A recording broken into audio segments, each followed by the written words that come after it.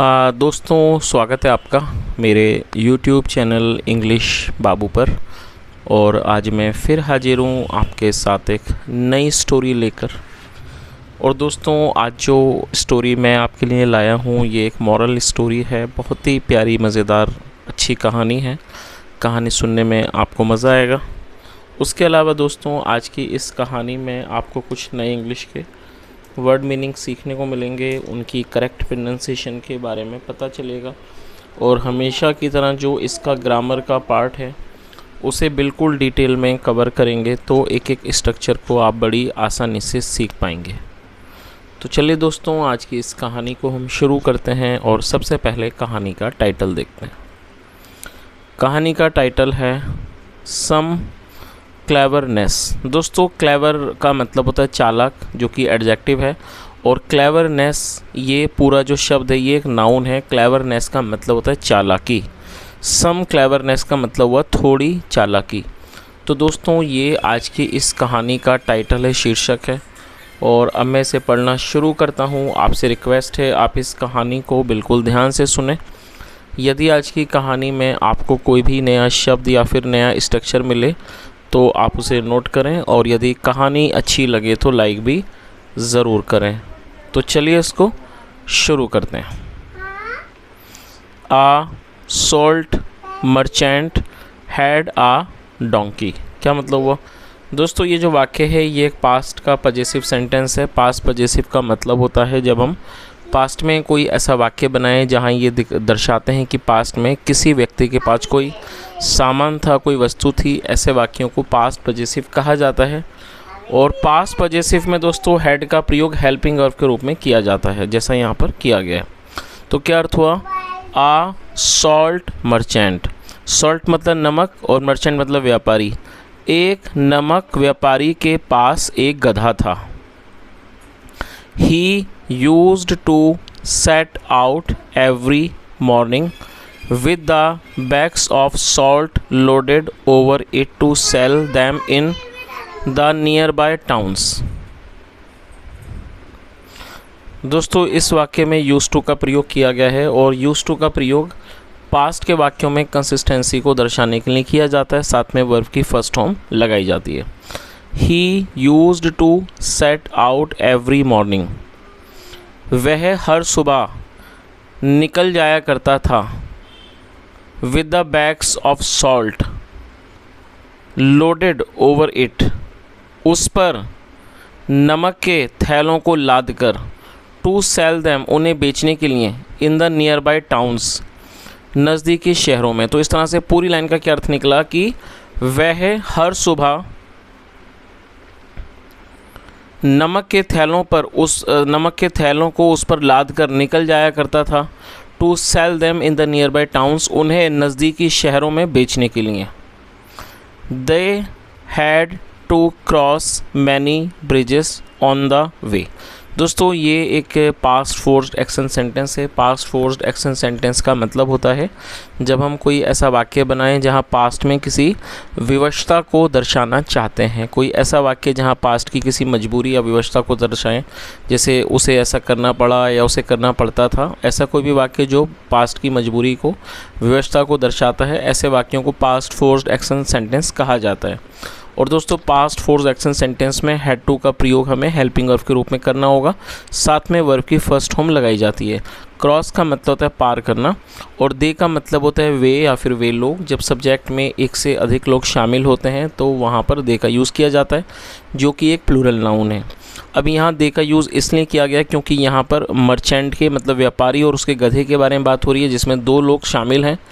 तो इसलिए यहाँ दे का यूज़ किया गया है। क्या अर्थ हुआ? They had to cross many bridges. उन्हें कई पुलों को पार करना पड़ता था। ऑन द वे, रास्ते पर। One day the donkey slipped of a bridge and fell into the water. दोस्तों, ये भी पास्ट इंडेफिनिट का ही अफर्मेटिव वाक्य है। स्लिप का मतलब होता है फिसल जाना, सेकंड फॉर्म स्लिप्ड। क्या अर्थ हुआ कि एक दिन गधा स्लिप्ड ऑफ, फिसल गया। अ ब्रिज, एक ब्रिज पर से, पुल पर से फिसल गया।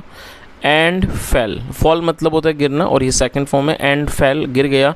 इनटू द वाटर, पानी में। पूरी लाइन का क्या अर्थ हुआ कि एक दिन गधा एक पुल से फिसल गया and fell into the water, और पानी में गिर गया। The salt got dissolved.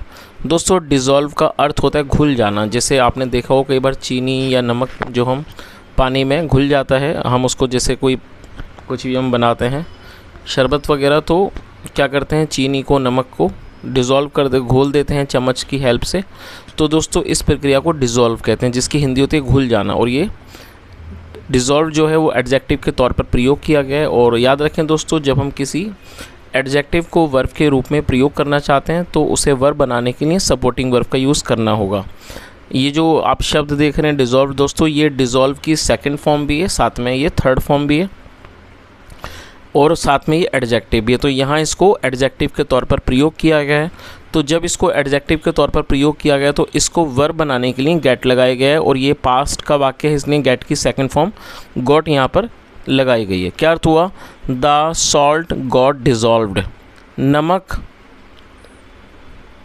नमक घुल गया। The merchant pulled his donkey out of the water and looked it over to see if it was okay. क्या अर्थ हुआ? The merchant pulled his donkey out of the water.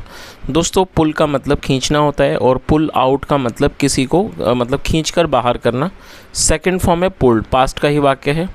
व्यापारी ने pulled his donkey out, अपने गधे को बाहर खींच कर निकाला ऑफ द वाटर, पानी से खींच कर निकाला। एंड लुक्ड इट ओवर, और उसको देखा। टू सी, ये देखने के लिए, इफ़ इट वॉज ओके, कि क्या वो ठीक है। तो इस लाइन का पूरी का क्या अर्थ हुआ कि व्यापारी ने खींचकर गधे को पानी से निकाला और उसने देखा कि क्या ये जो है ठीक है। The donkey was not hurt, गधे को चोट नहीं लगी थी। And its load was now very light, load का मतलब वज़न। और दोस्तों ये भी सिंपल पास्ट का ही वाक्य है जहाँ पर वॉज का यूज़ किया गया है। क्या अर्थ हुआ कि एंड इट्स लोड, और उसका वज़न, वॉज नाउ वेरी लाइट, वो बहुत हल्का हो गया था। बिकॉज, क्योंकि the salt had dissolve into the water. अब देखिए दोस्तों, मैंने ऊपर आपको बताया था ये जो शब्द है ये एडजेक्टिव होने के साथ साथ ये फर्स्ट और थर्ड फॉर्म भी है। तो यहाँ इसको वर्ब के रूप में ही प्रयोग किया गया है। और ये जो वाक्य है ये पास्ट परफेक्ट का सेंटेंस है। पास्ट परफेक्ट का मतलब होता है पास्ट में किसी क्रिया का पूरा होना, पाया जाना। जैसे आया था, गया था, दिया था, चुका था, ये पास्ट परफेक्ट के वाक्य होते हैं। और ऐसे वाक्यों को बनाने में हैड का यूज़ हमें हेल्पिंग वर्ब के रूप में करना होता है, साथ में वर्ब की थर्ड फॉर्म भी लगानी होती है। क्या अर्थ हुआ? And its load was now very light, और अब उसका वज़न बहुत हल्का था। क्योंकि, बिकॉज मतलब क्योंकि the salt had dissolve into the water, क्योंकि नमक पानी में घुल चुका था।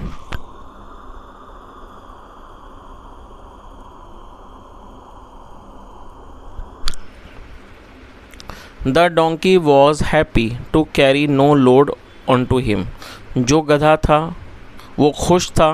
To carry no load on to him मतलब वो अपने ऊपर कोई भी वज़न ना ढोकर, कैरी मतलब ढोना, अपने ऊपर कोई भी वज़न ना ढोकर वो बहुत ज़्यादा खुश था।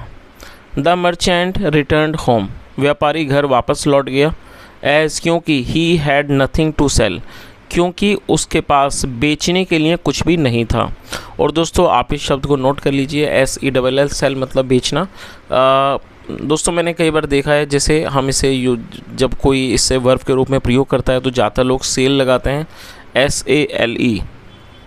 दोस्तों जो SALE जो शब्द है वो बेसिकली वर्ब नहीं है, वो नाउन है जिसका मतलब होता है बिक्री, लेकिन बिक्री करना नहीं। तो जो शब्द है SALE, अगर आपको इसके बारे में नहीं पता हो तो आप इस बारे में जान लीजिए कि वो जो शब्द है सेल, दोस्तों वो वर्ब नहीं है, नाउन है। वैसे उसका मतलब बिक्री है, लेकिन वो एक वर्ब नहीं है, नाउन है। जब आप इसको वर्ब के रूप में प्रयोग करेंगे तब आपको SELL इस वाले शब्द का इस्तेमाल करना होगा, ये एक वर्ब है। तो इस तरह से इस लाइन का क्या अर्थ निकला? The merchant returned home as he had nothing to sell, व्यापारी घर वापस लौट गया क्योंकि उसके पास कुछ भी बेचने को नहीं था। तो दोस्तों इस बात का मतलब आपको समझ आ ही गया होगा, क्योंकि जो गधा था व्यापारी का, और ये जो व्यापारी था वो नमक बेचने का ही काम करता था। अपने आसपास के शहरों में जाता था गधे के ऊपर नमक की बोरियों को लाद करके, और जब रास्ते में उन्हें कई सारे पुल जो थे वो पार करने पड़ते थे। और ऐसे ही एक वाक़या हुआ कि जो गधा था वो गिर गया पुल से और वो पानी में गिर गया।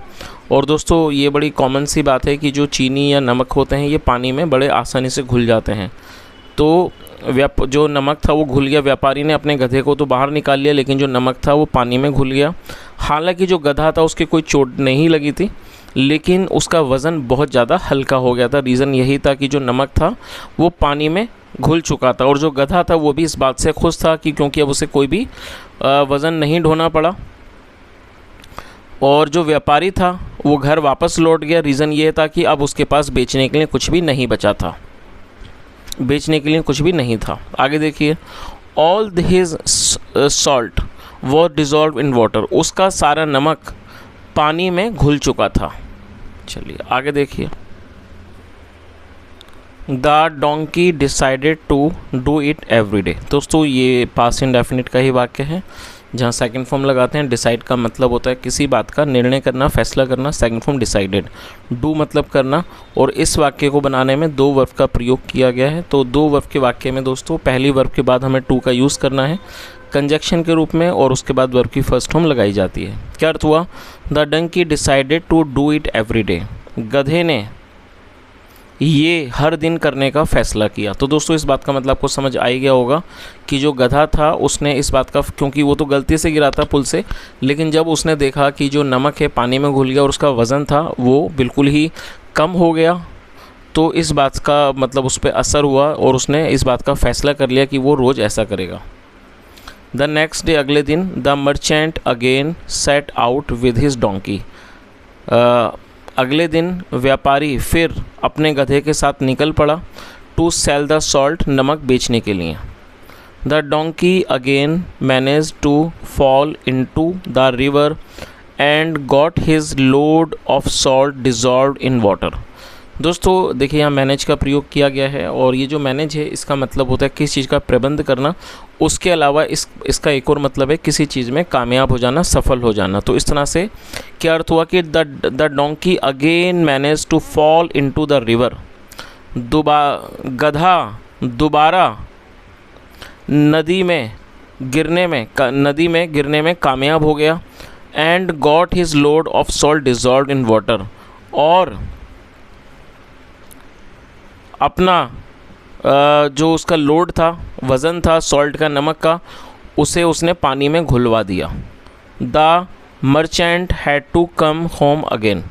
और दोस्तों ये भी पास्ट फोर्स का सेंटेंस है, जैसे मैंने आपको बताया पास्ट में किसी व्यवस्था को दर्शाने के लिए, जहाँ ये दिखाते हैं कि पास्ट में कोई काम मजबूरी में करना पड़ा, तो ऐसे वाक्यों में हैड टू का यूज़ किया जाता है।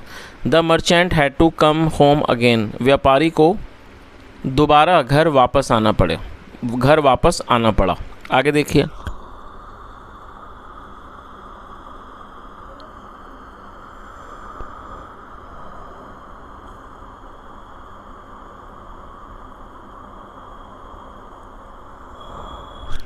The merchant had noticed that the donkey deliberately fell into the river that time. Had notice, दोस्तों ये भी वाक्य जो है ये पास्ट परफेक्ट का है। जैसे मैंने आपको बताया पास्ट में किसी क्रिया का पूरा होना पाए जाना, यहाँ पर हैड के साथ थर्ड फॉर्म लगाई गई है। देखिए नोटिस का अर्थ क्या होता है, जब एकाएक या वैसे किसी भी चीज़ पर हमारा ध्यान चला जाए, कोई चीज़ हम देख लें, विशेष रूप से उसे नोटिस कहा जाता है। थर्ड फॉर्म है नोटिस्ड। और जो दोस्तों डेलिबरेटली है, स्पेलिंग को नोट कर लीजिए, DELIBERATELY। दोस्तों डेलिबरेटली एडवर्ब है जिसका अर्थ होता है जानबूझकर। और एडवर्ब का काम क्या होता है, जब हम कोई वाक्य बनाते हैं और उस वाक्य के अंदर वर्ब की विशेषता को हम बताना चाहते हैं या दर्शाना चाहते हैं, तब हमें एडवर्ब का इस्तेमाल करना होगा। और एडवर्ब की दोस्तों पहचान बहुत ही आसान है। आप देखेंगे कि 99% टाइम जो एडवर्ब हैं वो LY पे ख़त्म होते हैं, तो इस तरह से इनकी पहचान करना बड़ी आसान है।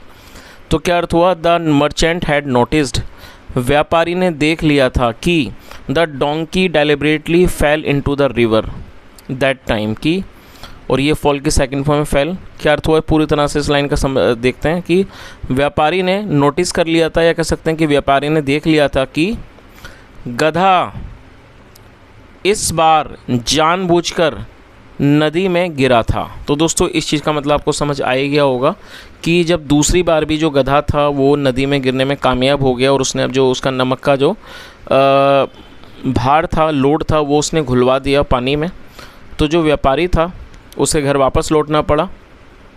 लेकिन इस बार जो व्यापारी था उसने उसको नोटिस कर लिया था, उसने चीज़ देख ली थी कि जो गधा है उसने जानबूझकर वो नदी में गिरा। इस बात को उसने नोटिस कर लिया था कि जो गधा है वो जानबूझकर, डेलिबरेटली मतलब जानबूझकर वो नदी में गिरा। इट एंगर्ड हिम, एंगर का मतलब होता है किसी को नाराज़ कर देना, क्रोधित कर देना। सेकंड फॉर्म है एंगर्ड, नोट कर लीजिए। इट एंगर्ड हिम का मतलब हुआ कि इस बात ने उसे नाराज़ कर दिया, क्रोधित कर दिया। The donkey did the same thing again, गधे ने यही चीज़ दोबारा की। चलिए आगे देखिए।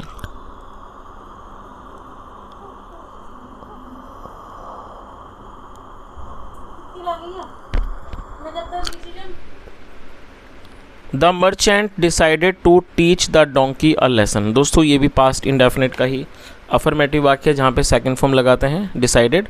और जैसा मैंने आपको बताया दो वर्ब के वाक्य को बनाने में हमेशा ही हमें इस रूल का याद रखना है कि पहली वर्ब के बाद टू और टू के बाद वर्ब की फर्स्ट फॉर्म लगाई जाती है। ये वर्ब की फर्स्ट फॉर्म है। टीच का अर्थ होता है पढ़ाना या फिर सिखाना। तो क्या अर्थ हुआ?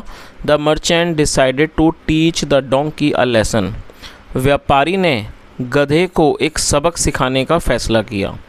नेक्स्ट डे, अगले दिन, the merchant loaded his donkey with cotton bales instead of salt. दोस्तों इंस्टीड ऑफ को नोट कर लीजिए, इंस्टीड ऑफ का मतलब होता है की बजाय। तो क्या अर्थ हुआ कि अगले दिन व्यापारी ने अपने गधे पर नमक की बजाय कॉटन बेल्स, कॉटन बेल्स का मतलब हुआ कि रुई की गांठें लाद दी। द डोंकी वॉज हैप्पी, गधा खुश था बिकॉज क्योंकि the cotton was not so heavy as salt, क्योंकि कॉटन मतलब कि रुई was not so heavy as salt, जो कॉटन थी, जो रुई थी, was not so heavy as salt, वो नमक की तरह इतनी ज़्यादा भारी नहीं थी। तो दोस्तों अगली बार जो ये तो व्यापारी था उसने फैसला किया कि वो उसको सबक सिखाएगा, और उसने क्या करा, उसने अपने गधे के ऊपर नमक की जगह जो रुई की जो गांठें हैं वो उसने लाद दी। और जो गधा था वो भी खुश था क्योंकि ये जो कॉटन थी मतलब जो रुई थी वो नमक की तरह उतनी भारी नहीं थी। सो इट वॉक्ड मैरिली, इसलिए वो खुशी खुशी चल पड़ा। मैरिली मतलब खुशी खुशी। He thinking of making the weight still lighter, और इस बात को सोचते हुए of making the weight still lighter, उसकी वो वज़न को और भी अधिक हल्का बनाएगा। By falling into the water, पानी में गिरकर। चलिए आगे देखिए।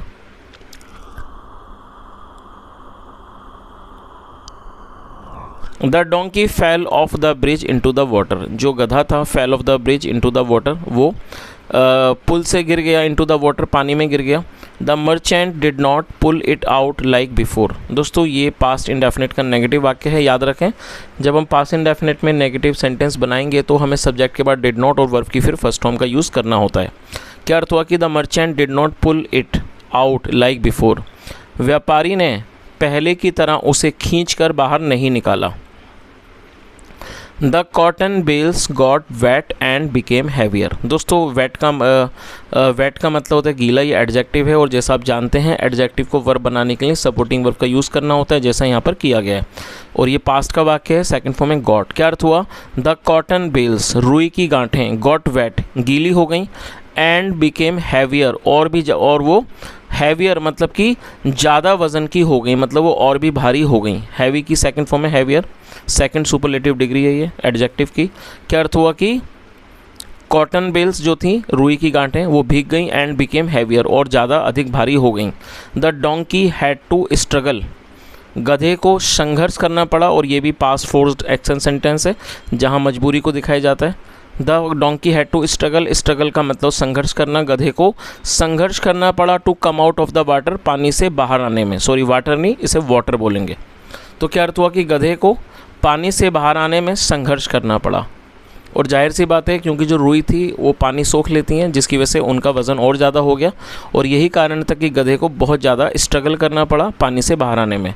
The load was now even heavier, और जो वज़न था वो और भी अधिक हो गया। द डोंकी स्टेगर्ड, जो गधा था वो लड़खड़ा गया। स्टेगर मतलब लड़खड़ाना।